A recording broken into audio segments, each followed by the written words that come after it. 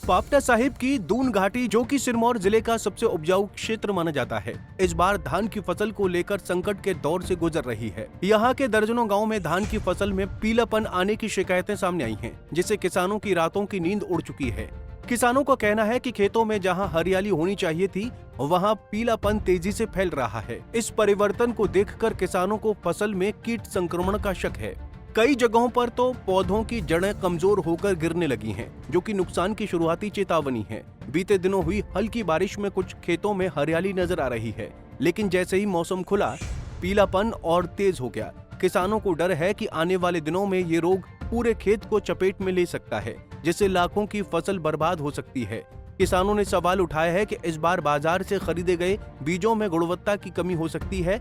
ऐसे में उन्होंने जिला प्रशासन और कृषि विभाग से मांग की है कि खरीदे गए बीजों की जांच करवाई जाए और जहां जहां फसल पीली हो रही है, वहां फौरन दवाओं का छिड़काव और तकनीकी सलाह दी जाए। किसानों का कहना है कि अगर कृषि विभाग और प्रशासन ने समय रहते फसल रोग की पहचान कर उचित दवाइयों और उपायों के लिए गांव-गांव जाकर जागरूकता अभियान चलाया, तो अभी भी फसल को बचाया जा सकता है।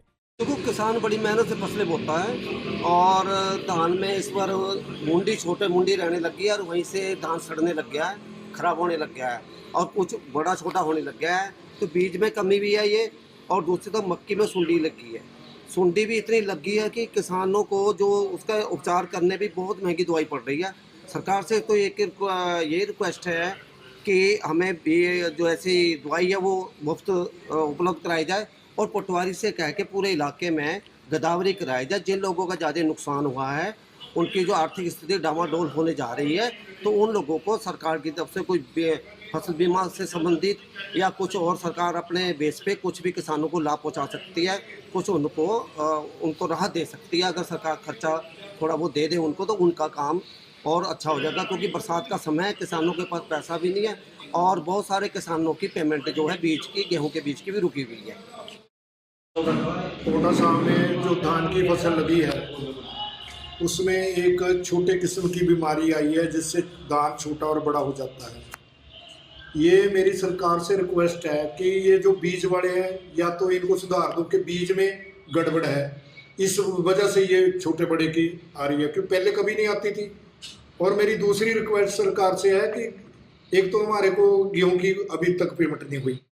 से निवेदन है कि जो दवाइयाँ हैं ये जिम्मेदारों को फ्री दी जाए, ताकि आपके धान की फसल को जिम्मेदार बचा सकें। ये जो छोटा बड़ा है, जैसे मक्की की फसल है, मक्की में सुंडी बहुत लगती है, ये भी एक बीज की कमी से है। बीज सरकार ऐसे ऐसे निकाल रही है जिनको मतलब मक्की में सुंडी लगे। पहले क्यों नहीं लगती थी? क्योंकि पहले ऐसे बीज नहीं थे। अब जो नए नए बीज हैं, इनमें सुंडी पैदा होती है, धान में छोटे बड़े की बीमारी है। मेरी सरकार से रिक्वेस्ट है कि किसानों को मुफ्त में दवाइयाँ दी जाएं, ताकि जिम्मेदार को स्प्रे करके फसलों को बचा। वैसे प्रॉब्लम क्या हो रही है, किस तरह खराबी हो रही है? ये धान की फसल और मक्की की फसल में सुंडी लगती है, ये भी बीज की वो है। और जो धान छोटा बड़ा है, ये भी बीज की बीमारी है। जो बीज विक्रेता बीज बेचता है, ये बीज या तो नकली है या बीज अच्छा नहीं है। पंजाब केसरी टीवी के लिए पावटा साहिब से रोबिन शर्मा की रिपोर्ट। हमसे जुड़े रहने के लिए हमारे YouTube चैनल को सब्सक्राइब करें और नई वीडियो की नोटिफिकेशन के लिए बेल आइकॉन को दबाएं। अगर आप ये वीडियो Facebook पर देख रहे हैं तो लाइक जरूर करें और ज्यादा से ज्यादा शेयर करें। इसी तरह के और भी अपडेट्स के लिए फॉलो करें हमारा Instagram पेज himachal.ke।